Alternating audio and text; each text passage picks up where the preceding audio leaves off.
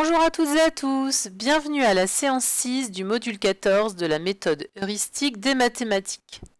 Commençons par nos activités ritualisées.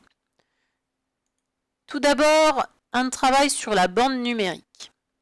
Ici, je me suis placée sur le nombre 25.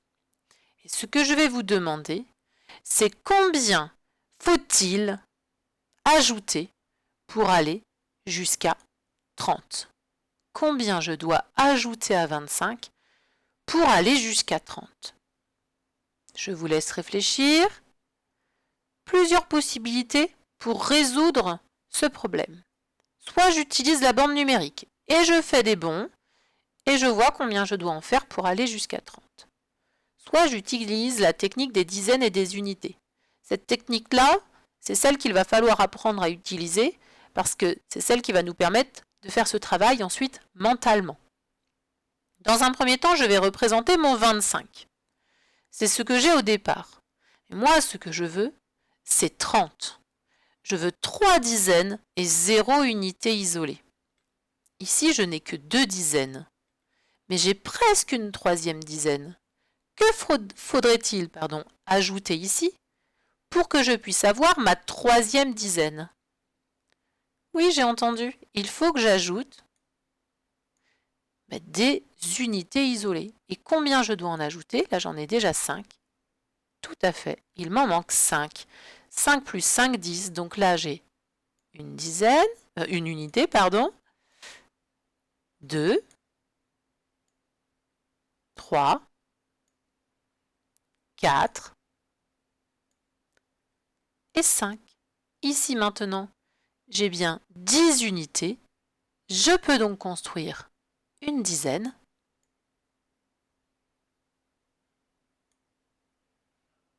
Je peux donc dire maintenant que j'ai 1, 2 et 3 dizaines et 0 unité isolée.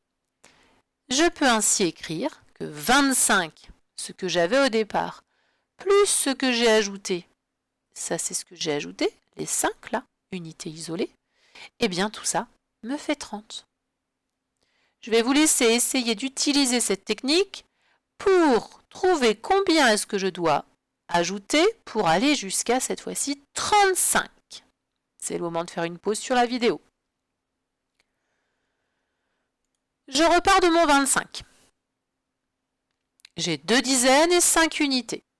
Mais moi, ce que je veux, c'est 3 dizaines et 5 unités. Que dois-je ajouter pour avoir 3 dizaines et 5 unités? Eh bien oui, super, je dois ajouter une dizaine. Une dizaine, c'est combien? Eh bien, c'est 10. Et là maintenant, j'ai bien 35. J'ai bien mes 3 dizaines et mes 5 unités. Je peux donc écrire que 25, ce que j'avais au départ, plus 10, 25 plus 10, eh bien ça fait 35. Allez, un dernier essai. Cette fois-ci, nous sommes donc toujours à 25. J'ai toujours mes 2 dizaines et mes 5 unités, mais cette fois-ci, je suis bien plus gourmande. Je veux aller jusqu'à 50. Je vous laisse le temps d'y réfléchir. Pour faire 50, il me faut 5 dizaines. Et là, j'ai 2 dizaines et 5 unités. Dans un premier temps, je vais essayer de compléter ceci pour fermer, ce que je vais dire fermer, pour fermer ma dizaine, pour avoir une dizaine complète.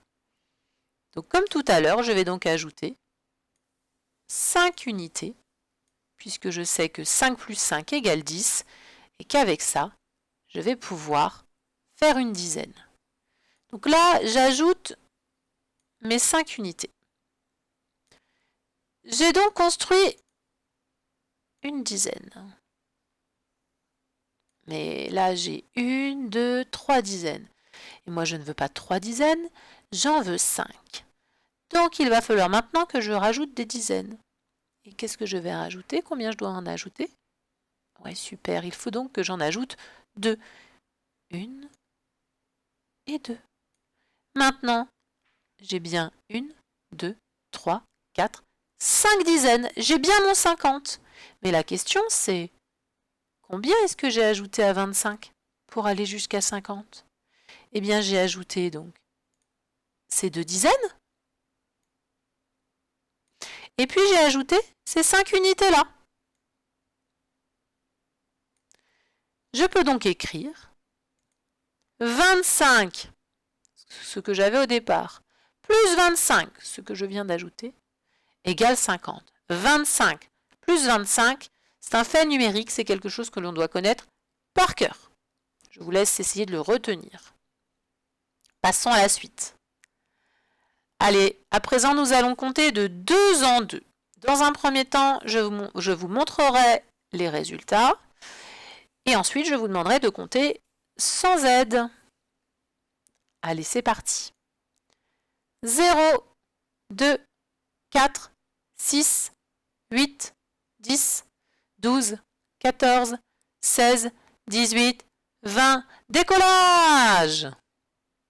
Allez, on repart cette fois-ci sans aide. 0, 2, 4, 6, 8, 10, 12, 14, 16, 18, 20. Décollage! Et maintenant, je ne dis plus rien, c'est à vous.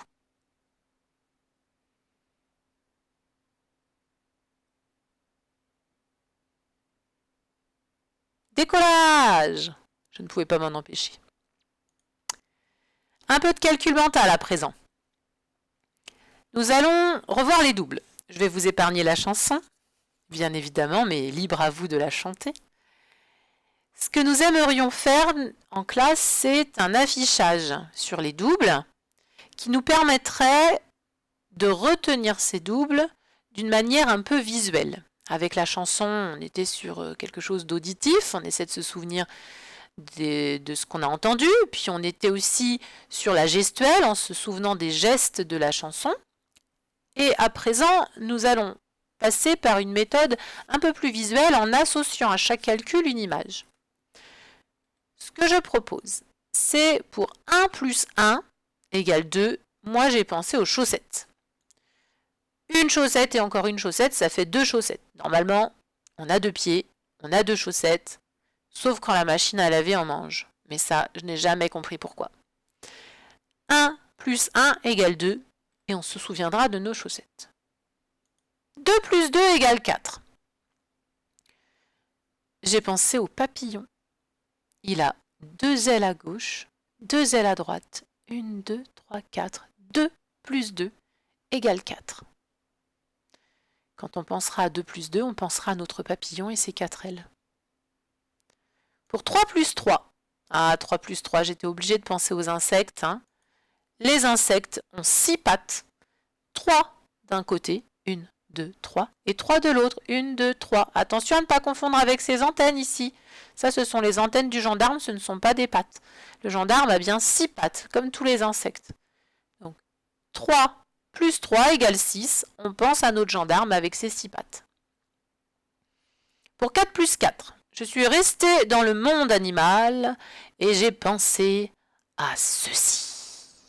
Spéciale dédicace pour Alexandra qui se reconnaîtra. 4 plus 4 égale 8. Ici, l'araignée a 8 pattes, 4 d'un côté, 1, 2, 3, 4, et 4 de l'autre, 1, 2, 3, 4. Comme c'est facile de toucher une araignée avec sa souris. Donc quand on pensera à 4 plus 4, on pensera tout de suite à notre araignée et ses 8 pattes, pour se souvenir que 4 plus 4 égale, bravo, je l'ai entendu, 8. Pour 5 plus 5, évidemment, j'ai pensé au doigt de la main. 5 plus 5 égale 10. 5 doigts dans une main, 5 doigts sur l'autre. 5 plus 5 égale 10. Ce sont les 10 doigts de la main. Et ça, c'est un calcul que vous connaissez tous. Et je n'ai pas fait la suite. Ben oui, l'idée, c'est que vous allez imaginer la suite. Vous allez nous proposer un affichage pour 6 plus 6 égale 12, 7 plus 7 égale 14, 8 plus 8 égale 16, 9 plus 9 égale 18 et 10 plus 10 égale 20. Donc il va falloir trouver un dessin dans lequel on va bien voir 6 et encore 6 et qui font 12. Ici pareil pour 14, pour 16, pour 18 et pour 20. Vous allez pouvoir nous envoyer vos idées par mail. Donc je vous rappelle que normalement tous les parents ont l'adresse mail de leur professeur. Vous nous envoyez ça par mail et puis à l'école, nous ferons un affichage en choisissant parmi les idées que vous avez proposées, celles qui nous paraissent peut-être la plus judicieuse ou du moins la plus facile à représenter à nouveau. Donc appliquez-vous si vous voulez que votre proposition soit choisie. Je compte sur vous. Surtout que je n'avais pas d'idée. Pour 12, j'en avais, mais après, c'était un peu plus compliqué.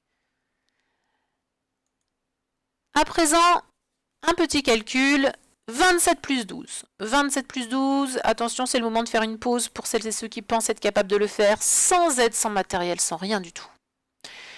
Pour les autres, je rappelle que vous pouvez utiliser la technique des dizaines et des unités. 27, c'est donc combien de dizaines? Et oui, 2 dizaines et 7 unités.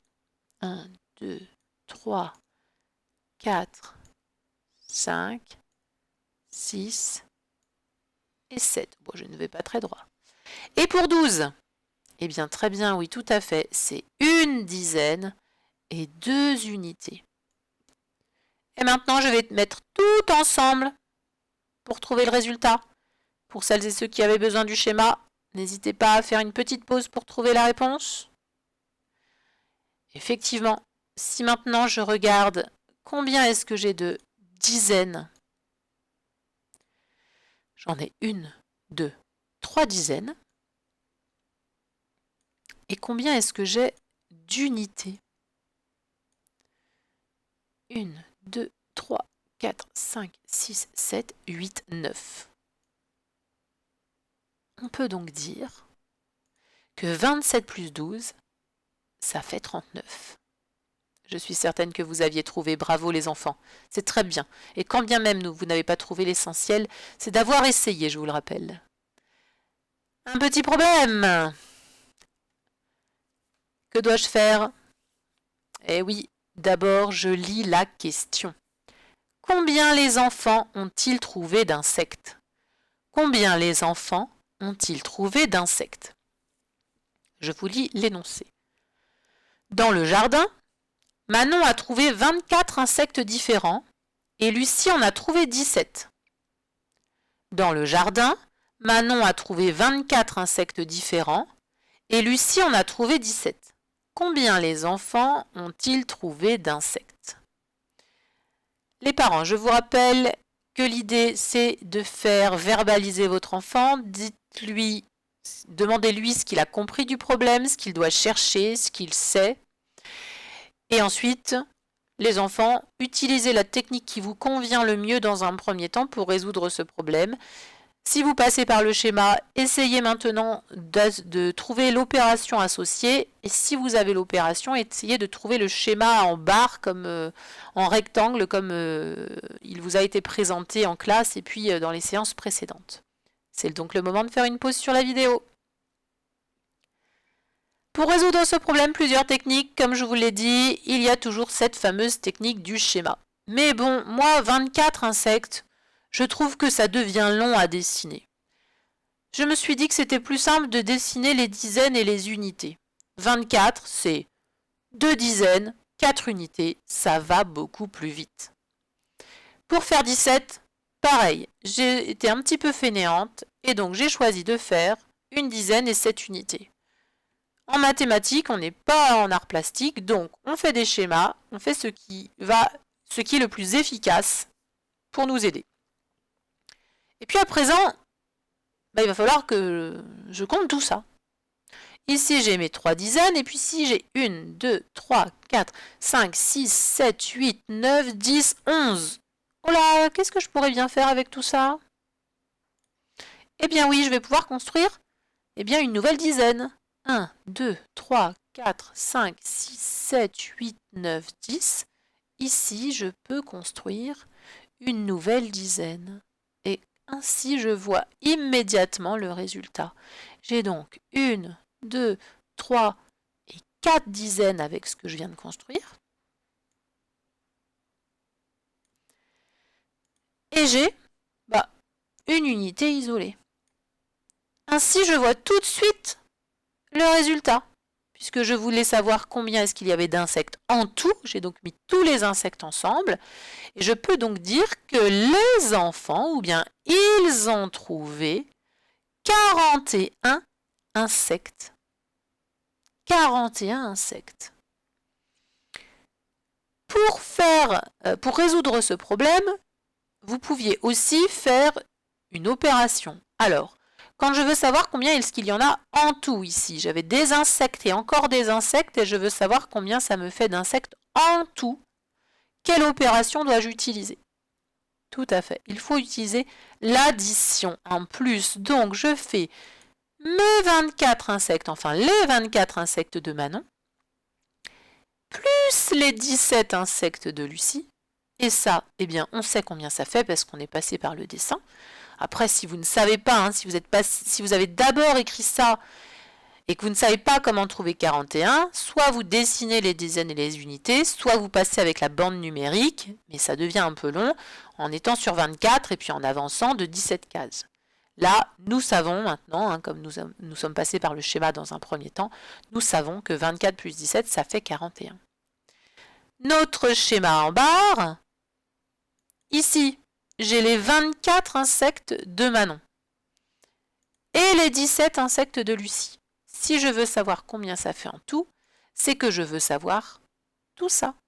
Il fallait donc faire, effectivement, là on le voit bien, 24 plus 17 pour trouver combien ça fait en tout. Et on peut donc dire, ils ont trouvé 41 insectes. On aurait même pu dire combien les filles ont-elles trouvé d'insectes. Mais bon, elles ont trouvé. J'imagine que vous avez tous trouvé une technique qui vous convenait. Bravo les enfants. Passons à la suite. Un travail sur la lecture d'une affiche. Ici, je vous présente une fiche tarif d'un parc d'attractions. Ce parc d'attractions nous propose de faire un tour sur la grande roue, ou bien sur le grand 8, ou et sur un manège.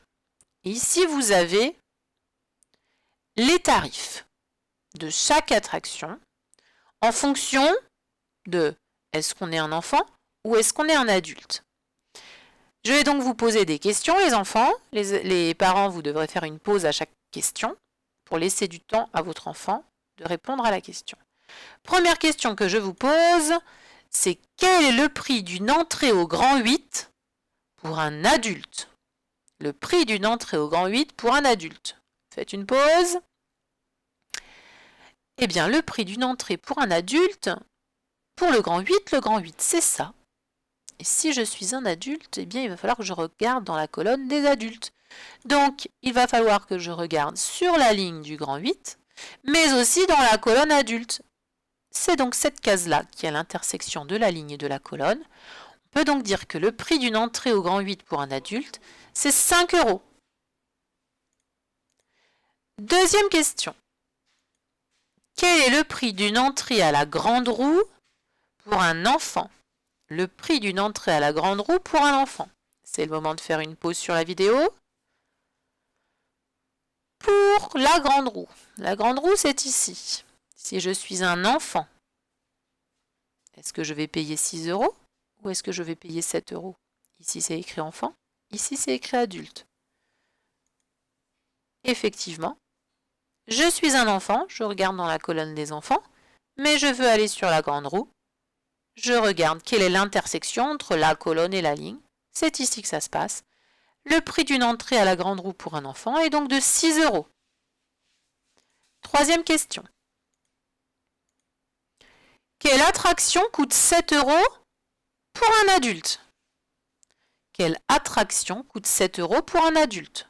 C'est le moment de faire une pause sur la vidéo. Pour trouver la réponse, eh bien je cherche où est-ce qu'il y a écrit 7 €. 7 €, c'est ici. C'est pour un adulte. Quelle est l'attraction qui va coûter 7 € pour l'adulte? Eh bien, on va regarder sur quelle ligne on se situe. Effectivement, je suis un adulte, je vais payer 7 €, c'est que je vais faire un tour sur la grande roue. Question suivante. Un petit peu plus difficile. cette fois-ci, je vous demande quel est le prix pour une famille. Donc la famille, ça va être la maman, le papa et un enfant qui souhaitent aller sur la grande roue. Combien vont-ils payer ensemble, en tout, si la maman, le papa et l'enfant veulent aller sur la grande roue? Donc la maman, le papa et l'enfant veulent aller. C'est le moment de faire une pause sur la vidéo pour laisser du temps à votre enfant de trouver la réponse. Eh bien, nous connaissons déjà tous les prix. Combien paye une maman si elle veut aller sur la grande roue? Une maman, c'est une adulte, elle va donc payer 7 €. Le papa est un adulte qui veut aller sur la grande roue, il va donc aussi payer 7 €.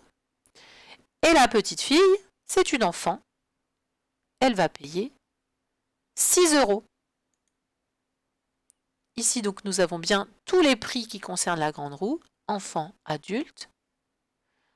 On peut donc dire que 7 € plus 7 € plus 6 €, cela fait 20 €.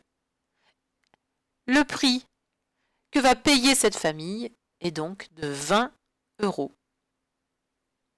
Bravo, je suis certaine que vous aviez trouvé. Eh bien, cette vidéo est terminée et je vous dis à très bientôt pour le module 14 séance 7.